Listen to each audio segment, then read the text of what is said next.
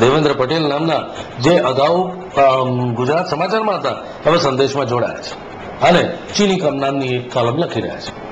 એમણે હેડિંગ માર્યું છે, પાખંડ પ્રપંચ અને પાપાચારથી ખદબદતા બાપુના આશ્રમો. સત્સંગીઓ માને ખરા? સામાન્ય જન પણ ના માને. એમાં લખાયું છે સબ હેડિંગમાં, આસારામ આશ્રમની ભીતર તે ભેદી પ્રવૃત્તિ ચાલી રહી છે.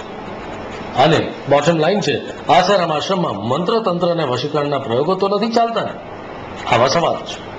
સાથે સાથે અંદર જે લખાયું છે સંદેશ નામના વર્તમાન પત્ર,